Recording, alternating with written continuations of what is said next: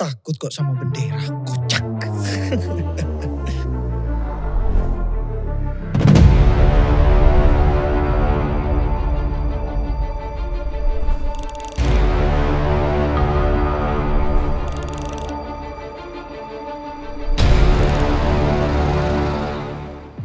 Hari ini kita bisa lihat sendiri dari kalangan anak-anak remaja bahkan orang dewasa rame-rame ngibarin bendera bajak laut. Tapi bukan bajak laut yang mengerikan itu, melainkan bajak laut anime, fiksi pak. Benderanya Luffy di manga One Piece. Dan lucunya bendera ini dianggap simbol makar, simbol perlawanan. Sungguh orang yang bilang ini makar sih sumpah sih. Jelas-jelas otaknya sakit. Gak usah sampai ngeluarin statement ini makar lah ya. Nganggep ini sebagai isu urgen nasional aja udah lucu banget pak. Apalagi mikirin ini sampai serius pakai urat lagi.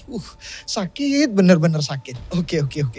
Gini loh maksud gua. Kenapa pemerintah malah ke-trigger sama bendera fiksi ini? Kok buru-buru ngejudge ini simbol makar lah, melawan pemerintah lah, dan semacamnya. Kenapa sih opsi pertamanya itu selalu judging? Kenapa nggak kepikiran buat nanya dulu? Ya khususnya ke diri mereka sendiri ya. Ya karena mereka kan pejabat, wakilnya rakyat gitu kan. Wahai para pejabat-pejabat yang terhormat, yang nggak setuju bendera One Piece ini dikibarin, kalian itu harusnya mulai bertanya, kenapa ya orang-orang khususnya anak muda lebih bangga ngibarin bendera itu daripada sang saka merah putih. Atau bisa jadi mereka sebenarnya nggak mendikotomi keduanya kan. Bisa juga mereka justru bangga banget sama Indonesia sampai toko fiksi kebanggaannya harus ikut andil dalam merayakannya. Oke, boleh banget kalian bertanya. Ingat ya, bertanya bukan ngejudge. Apakah ini tanda makar misalnya? Apakah orang yang ngibarin bendera One Piece mereka gak cinta negara misalnya? Atau justru ini panggilan jiwa bahwa orang-orang sedang mencari makna keadilan, kebebasan, dan persaudaraan yang gagal mereka temukan di dunia nyata, khususnya di Indonesia. Nah, kalaupun nanti faktanya adalah poin yang terakhir ini, justru wahai kalian para pejabat harusnya bangga dong punya rakyat yang gak ingin pemimpinnya jadi pemimpin yang dolim, kayak yang diceritain di manga One Piece. Ya, tapi jangan cuma bangga sih, kalian harus introspeksi dan pastinya harus bergerak ke arah yang lebih baik. Oke, terlepas dari itu, tapi poin yang ingin gue sampaikan di awal-awal video ini adalah,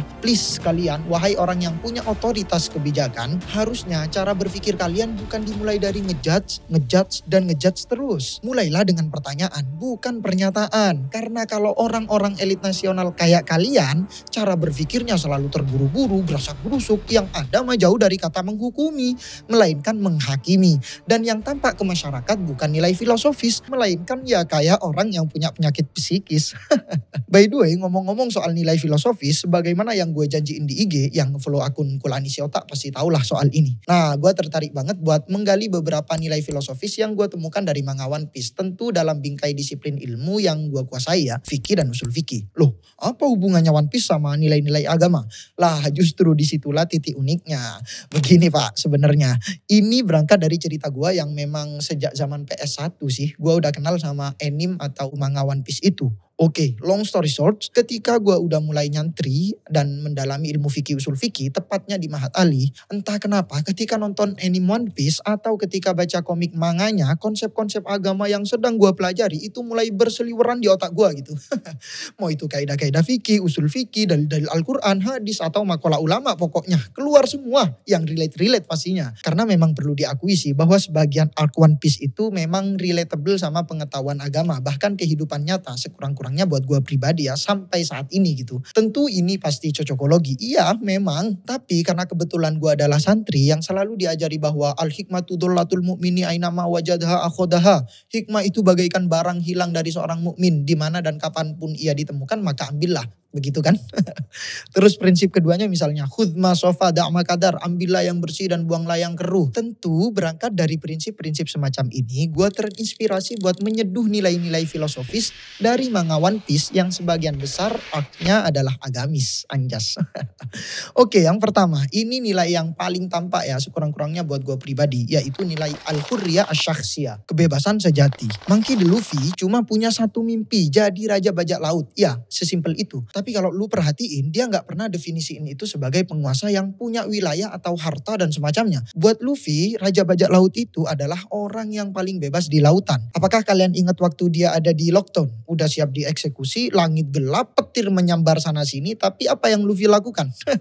Dia malah senyum, Pak. Atau pas ngelawan Enel yang ngaku-ngaku Tuhan. Enel dengan kekuatan petirnya menganggap dirinya sebagai Tuhan yang punya kekuasaan mutlak di Skypiea. Dia bahkan berencana menghancurkan seluruh kota untuk mencapai impiannya. kekuasaannya. Tapi Luffy nggak peduli sama klaim kekuasaan itu, yang pada akhirnya dihajar sama Luffy sampai babak belur. Atau misalnya arc Dressrosa pas lawan Doflamingo yang menjadikan rakyatnya sebagai budak. Doflamingo sebagai seorang Shichibukai mengendalikan Dressrosa dengan kekuasaan mutlak. Dia menjadikan rakyatnya budak melalui kekuatan string-string fruit miliknya. Memanipulasi mereka seolah mereka adalah boneka hidup. Atau misalnya pas episode Wano, Luffy bersama kawan-kawannya melawan Kaido dan Orochi yang telah menindas rakyat Wano dengan kejam. Wano yang sebelumnya adalah negeri yang kuat dan bebas kini terjerat oleh tirani Kaido dan Orochi. Mereka mengendalikan negeri dengan kekerasan dan penindasan. Selama bertahun-tahun rakyat Wano hidup di bawah bayang-bayang kekuasaan yang menekan. Atau yang baru-baru ini nih yang baru arc-nya selesai kemarin, yaitu Egghead pas cerita Kuma yang dipaksa jadi alat pemerintah dunia. Kuma seorang anggota revolusioner yang dulunya berjuang untuk kebebasan kini dijadikan budak oleh pemerintah dunia. Tubuhnya dimodifikasi sampai dia kehilangan jati diri sebagai manusia. Atau ya episode-episode lainnya lah yang intinya Luffy pasti cuma pingin bebas dari tirani. Luffy itu nggak pernah mau jadi raja atas orang lain. Dia cuma mau bebas. Bebas untuk hidup tanpa dijajah. Bahkan Nika, sosok yang diwariskan lewat buah iblis yang dimakan Luffy dan menjadi sumber kekuatan baginya adalah simbol pembebasan, bukan penakluk tapi penyelamat. Filosofinya jelas, kebebasan itu harga mati. Nah, dalam fikih ada namanya konsep al-hurriyah, kebebasan yang jelas diakui syariat. Kebebasan adalah salah satu prinsip universal dalam agama Islam. Manusia itu bebas, bahkan perbudakan yang ada di atas muka bumi ini harus dihapuskan. Sejak kapan kalian memperbudak manusia? Padahal mereka dilahirkan oleh ibu-ibu mereka dalam keadaan merdeka. Ini kata Umar bin Khattab. Jadi kalau Luffy bebasnya buat menolak tirani, itu sebenarnya nyambung banget sama prinsip-prinsip dasar dalam agama Islam, yaitu al-hurriyah tadi, kebebasan. Bahkan prinsip yang dilakukan Luffy adalah sama persis dengan prinsip tauhid. Ya, benar sekali bahwa kebebasan sejati itu tauhid yang disimbolkan oleh lafaz la ilaha illallah.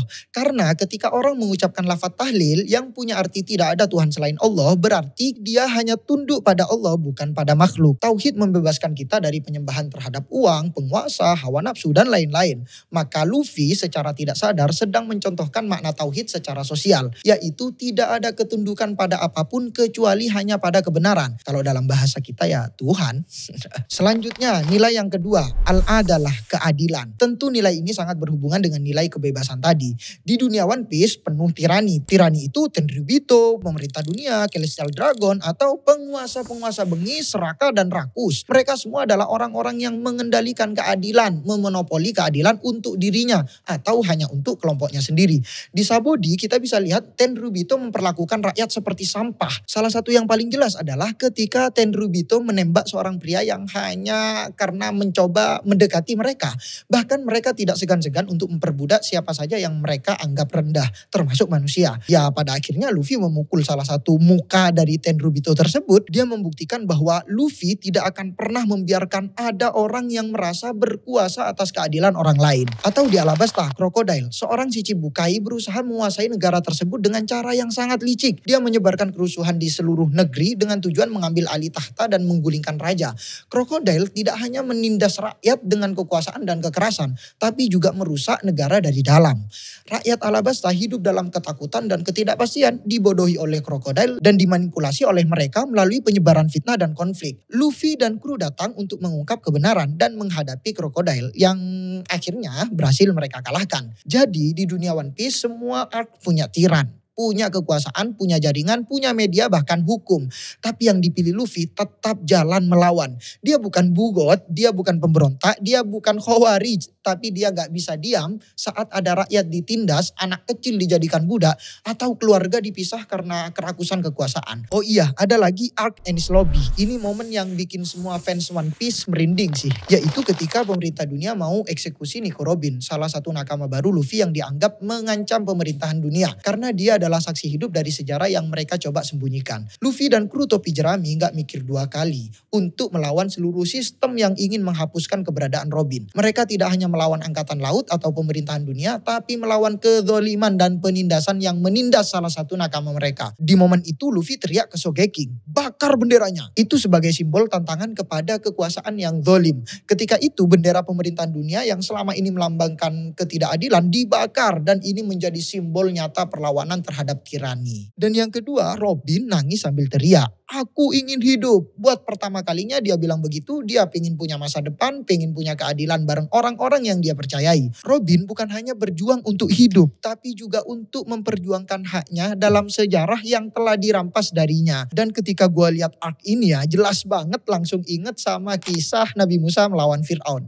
Nabi Musa adalah seorang pemimpin yang diutus oleh Allah untuk menegakkan keadilan bagi umat yang tertindas oleh Fir'aun yang sewenang-wenang dan menganggap dirinya sebagai Tuhan. Seperti halnya Robin, dia ingin hidup. Umat Nabi Musa juga ingin merasakan hidup yang bebas tanpa penindasan Fir'aun. Yang dilakukan Luffy nggak lain hanyalah menegakkan salah satu prinsip yang dijunjung tinggi dalam Islam, yaitu keadilan. Dalam Islam, keadilan adalah salah satu prinsip dasar yang sangat ditekankan dalam Al-Quran dan hadis. Keadilan dalam Islam bukan hanya soal hukum yang dijalankan oleh penguasa, tapi juga bagaimana seseorang diperlakukan secara sama dalam dimensi manusiawi dengan penuh rasa hormat terhadap hak-hak mereka sebagai makhluk ciptaan Tuhan. Allah berfirman misalnya dalam Al-Quran, Innallaha ya'muru bil adli wal ihsan wa ita'idil qurba wa yanha 'anil fahsya'i wal munkar wal baghi ya'idukum la'allakum tadhakkarun. Sesungguhnya Allah menyuruh kamu untuk berlaku adil, berbuat kebajikan dan memberi bantuan kepada kerabat. Dan dia melarang kamu dari perbuatan keji, kemungkaran dan menyalahi aturan. Dia memberi pelajaran kepada kamu agar kamu dapat mengambil pelajaran. Dalam konteks ini, keadilan dalam Islam mengajarkan bahwa setiap orang berhak atas hidup yang layak, bebas dari penindasan dan dihargai hak-haknya.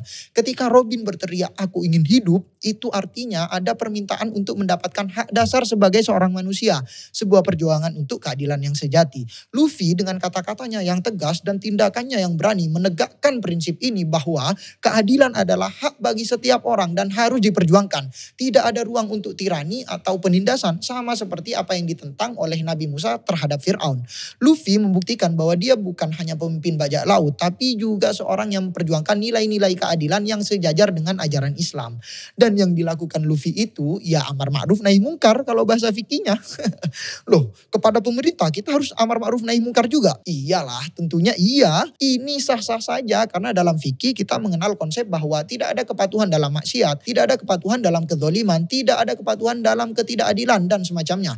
Bahkan kalau ada penguasa yang semena-mena menindas rakyat dan menutup jalan keadilan, saat itu perlawanan bukan dosa, melainkan kewajiban. Nah, tentu nilai selanjutnya adalah al-imamah wal amanah, kepemimpinan dan amanahnya. Dalam One Piece, nilai al-imamah wal amanah ini tercermin dengan jelas melalui pemerintahan Orochi di arc Wano Kuni. Di arc ini kita bisa melihat bahwa bagaimana kepemimpinan yang sangat buruk dari Orochi. Dia adalah shogun yang berhasil merebut kekuasaan melalui kudeta.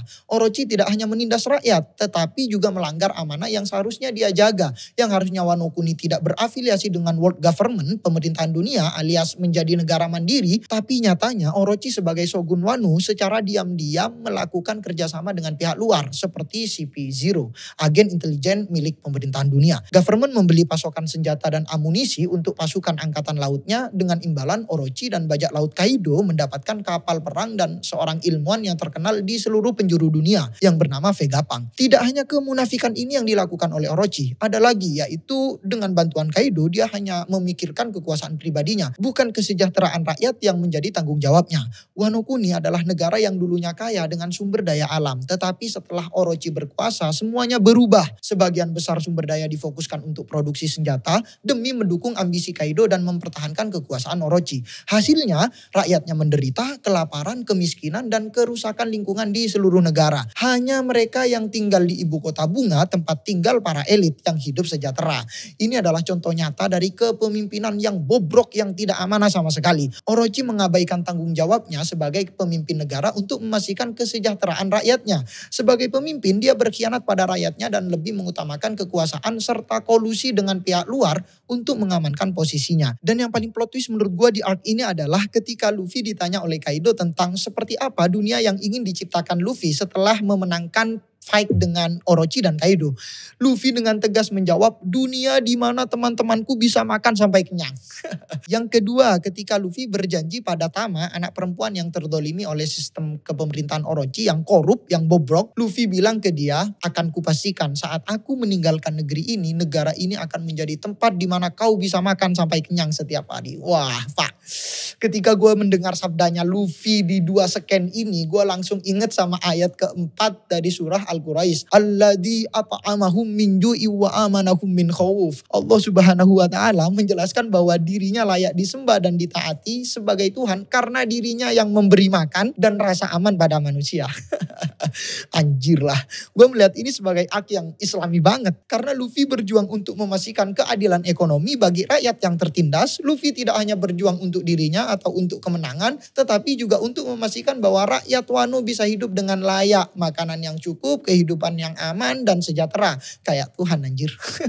Dalam Islam, pemimpin adalah amanah dari Allah untuk menjaga kesejahteraan dan keamanan rakyatnya. Seorang pemimpin harus adil dan memperhatikan hak-hak rakyatnya. Dalam konteks ini Orochi jelas gagal. Dia tidak hanya mengabaikan rakyat yang kelaparan, tetapi juga menerapkan sistem kasta yang menempatkan elitis di atas segala-galanya. Dan rakyat miskin diperlakukan sebagai manusia sisa. Dalam fikih, ini adalah penyalahgunaan kekuasaan yang harus dilawan. Oleh karena itu, pemimpin yang tidak memenuhi kewajiban tidak pantas dipatuhi. Orochi jelas tidak memenuhi kewajibannya sebagai pemimpin karena dia justru menyalahgunakan sumber daya yang harusnya digunakan untuk kesejahteraan rakyat, tapi malah digunakan untuk kepentingan pribadi dan sekutunya. Ini nih kalau di kaidah fikih tidak tasarruful imami ala ra'iyati manutun bil maslahati. Kebijakannya korup, kebijakannya nggak sesuai dengan maslahat rakyatnya. Islam menekankan bahwa harta kekayaan tidak boleh dikuasai oleh segelintir orang. Sebaliknya, kekayaan harus didistribusikan dengan adil agar semua orang termasuk kaum lemah bisa hidup sejahtera. Salah satu cara untuk mencapai ini ya di dalam Islam punya fikih zakat, punya sedekah, punya peran negara dalam mendistribusikan kekayaan. Begitu pula dalam Aku no Kuni, ketidakadilan ekonomi yang dilakukan oleh Orochi dan Kaido bertentangan dengan prinsip ini.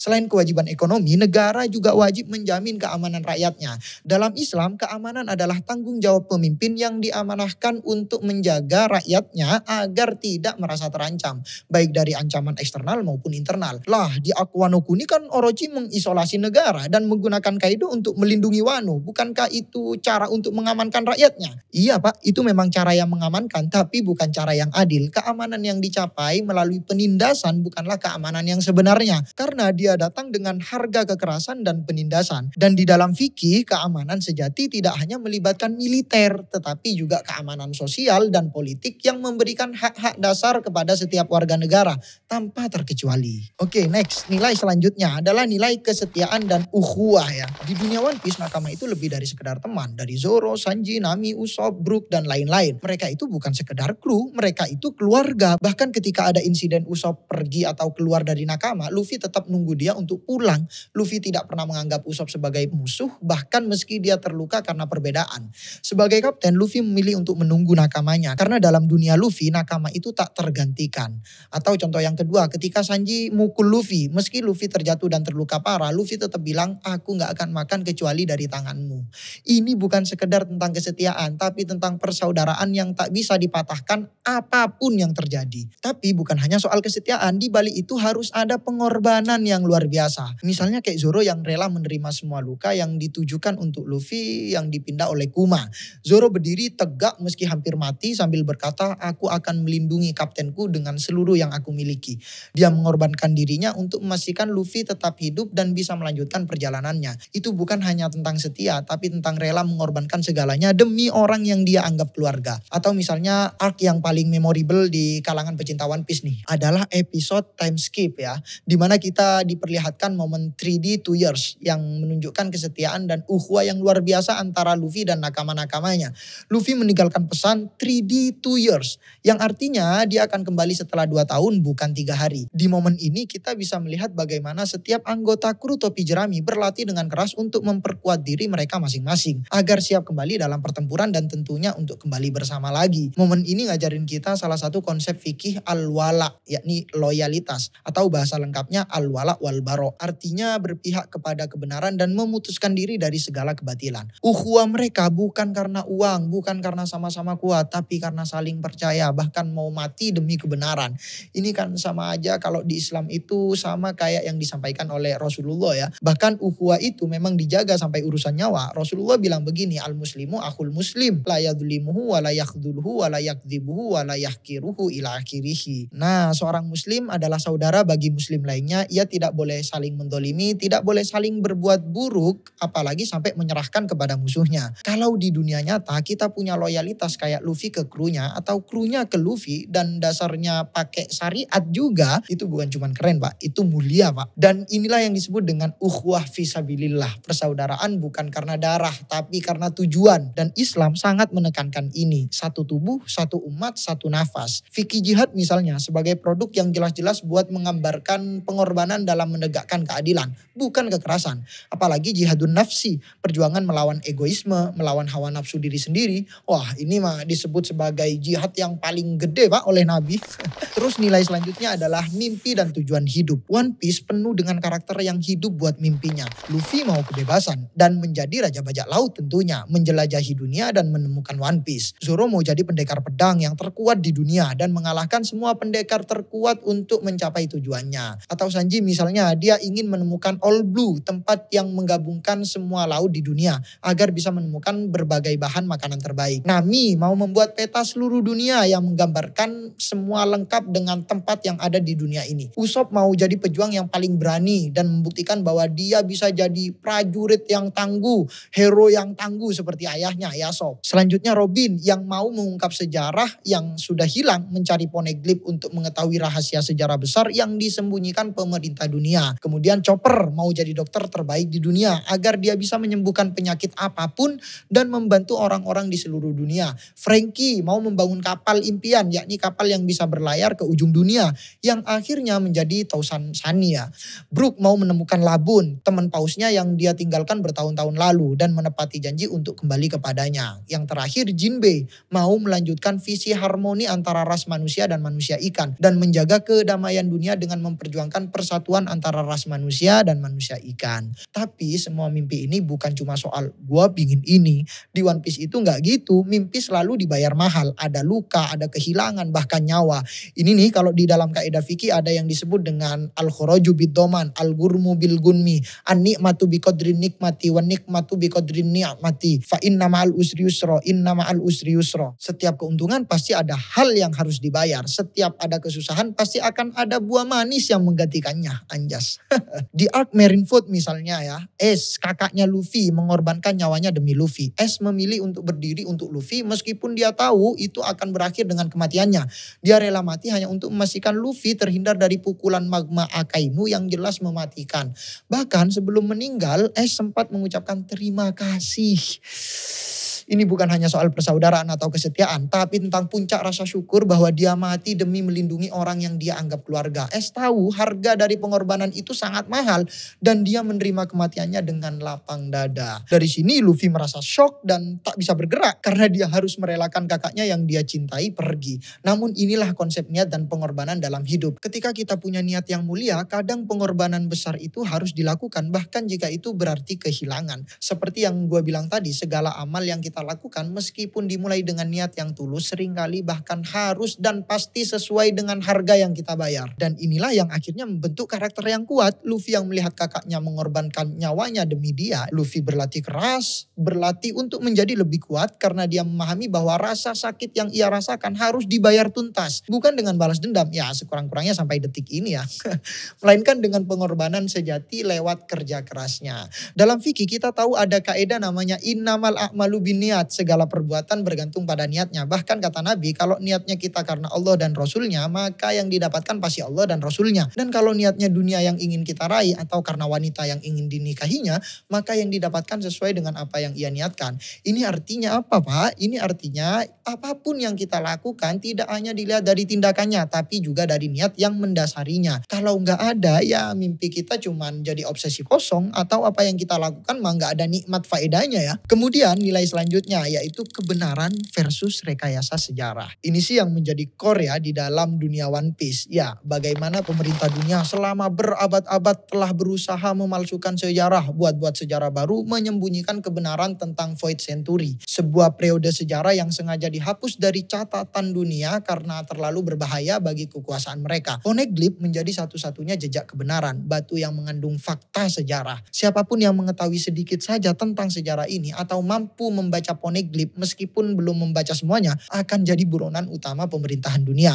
Itulah yang terjadi dengan Nico Robin, orang yang masih hidup dan bisa membaca Poneglyph, yang tahu lebih banyak tentang sejarah yang sengaja disembunyikan oleh pemerintahan dunia. Begitu juga dengan Dr. Vegapunk sebagai ilmuwan jenius yang baru saja dibunuh ya, walaupun cloningannya masih hidup ya.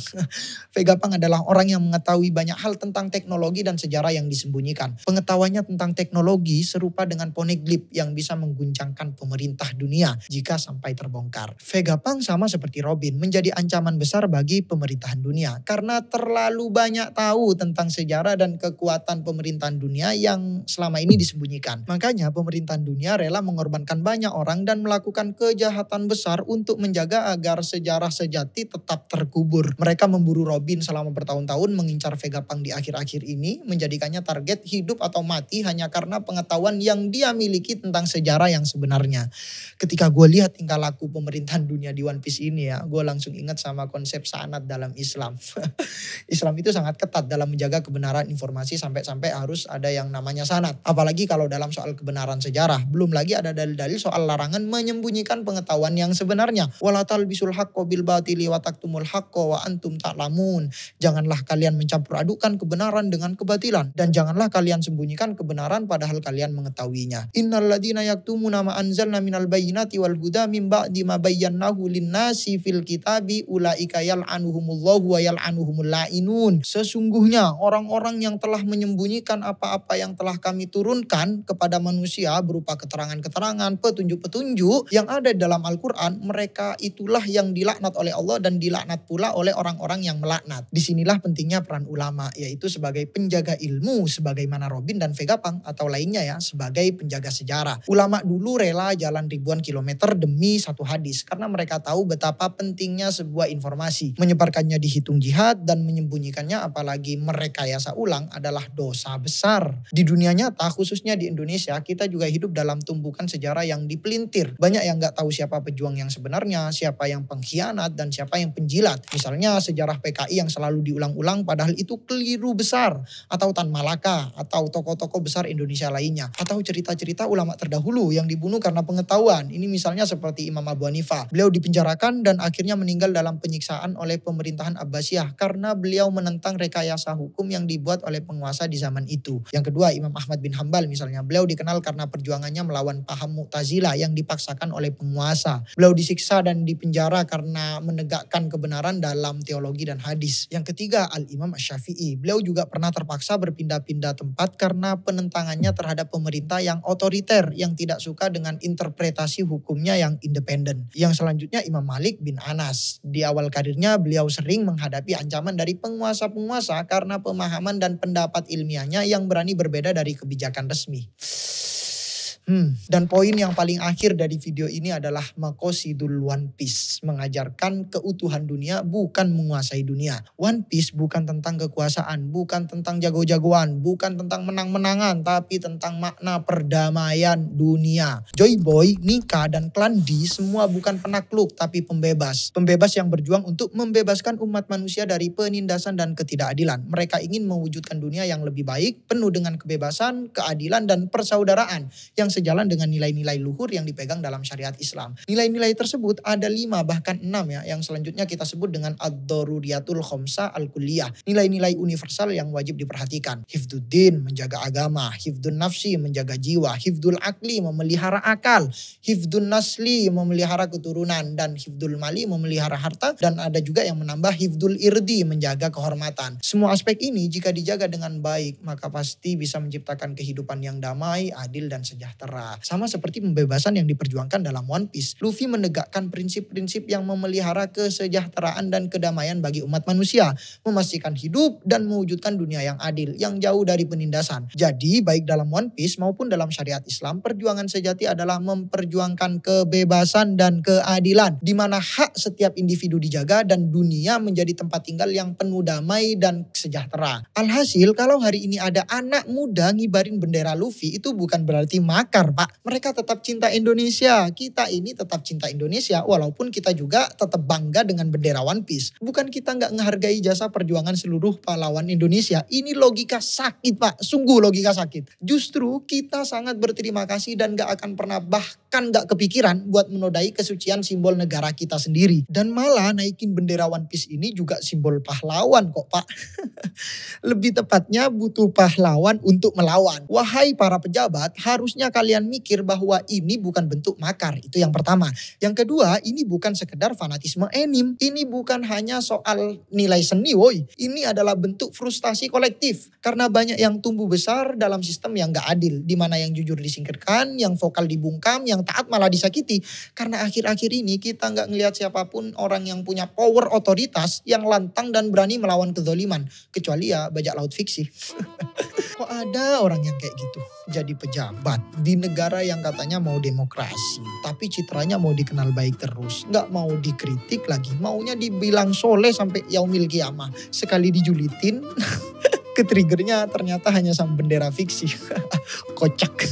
Oh iya, hampir lupa. Ini gue punya majalah yang unik sekali. Majalahnya teman-teman Mahat Ali. Ditulis tahun kemarin sih. Tapi karena kebetulan lagi relate sama fenomena yang viral kali ini, gue saranin kalian buat check out ini ya. Sumpah unik banget majalah ini. Majalah ini bedah tuntas Aquano dengan pendekatan fikih, usul fikih yang tajam, kritis, tapi bahasanya sangat bayi buat yang baca. Jadi cocok buat seluruh kalangan. Dan gak hanya itu, majalah ini gak cuma fokus ke dunia One Piece aja ya. Tapi juga banyak kajian-kajian kritis lainnya. Kayak nih, baca aja sendiri ya, gue kasih daftar isinya aja.